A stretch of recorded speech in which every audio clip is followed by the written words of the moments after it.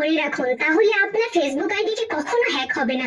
Even আপনার Facebook ID বা password যদি অন্য কেউ নিয়েও যায়, তারপরও সে প্রবেশ করতে পারবে না। চলুন ইন্টারেস্টিং এই টিপসটা দেখে আসি। এরকম আর টিপস পেতে আমাকে ফলো দিয়ে রাখতে পারেন, যা আপনার অনেক কাজে দিবে, এবং আপনারা চাইলে ভিডিওটি শেয়ার করে অন্যান্য ভাই বোনদেরকে দেখার সুযোগ করে দিতে পারেন। শুরুতে আপনারা অফিসিয়াল ফেসবুকে প্রবেশ করবেন। দেন উপরের দিকে দেখতে পাচ্ছেন থ্রি মেনু রয়েছে, এখানে একবার ক্লিক করবেন। ক্লিক করার পরে উপরের দিকে দেখতে পাচ্ছেন সেটিংস আইকন, এখানে একবার ক্লিক করে দিবেন। দেন এই যে দেখতে পাচ্ছেন পাসওয়ার্ড এন্ড সিকিউরিটি, এখানে ক্লিক করে দিবেন। দেন এই যে দেখুন নিচের দিকে পাসওয়ার্ড এন্ড সিকিউরিটি, এখানে একবার ক্লিক করে দিবেন। দেন এই যে দেখুন টু ফ্যাক্টর অথেন্টিকেশন, এখানে একবার ক্লিক করে দিবেন। দেন আপনাদের প্রোফাইলের নামের উপর ক্লিক করে দিবেন। দেন এই যে দেখুন মাঝখানের অপশনটি টেক্সট মেসেজ, এখানে আপনারা ক্লিক করে দিবেন। দেন এই যে নিচের দিকে দেখুন নেক্সট লেখা রয়েছে, নেক্সটে ক্লিক করে দিবেন। দেন এই যে দেখুন এখানে একটি নাম্বার চাচ্ছে, অবশ্যই কিন্তু এখানে আপনাদের সচল একটি ফোন নাম্বার দিতে হবে। আমি দিয়ে নিচ্ছি, এই যে দেখুন আমি দিয়ে দিলাম। দেন এই যে নিচের দিকে দেখুন নেক্সট লেখা রয়েছে, নেক্সটে একবার ক্লিক করবেন।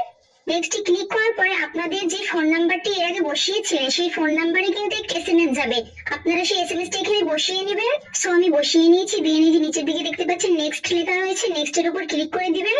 দেন এই যে দেখুন আপনাদের কিন্তু two factor authentication is on, এটি অন হয়ে গিয়েছে। এখন থেকে আপনার ফেসবুক আইডি বা পাসওয়ার্ড যদি কেউ পেয়েও যায় বা নিয়েও যায়, তবুও কিন্তু আপনার ফেসবুক আইডিতে কখনো সে প্রবেশ করতে পারবে না। That's it.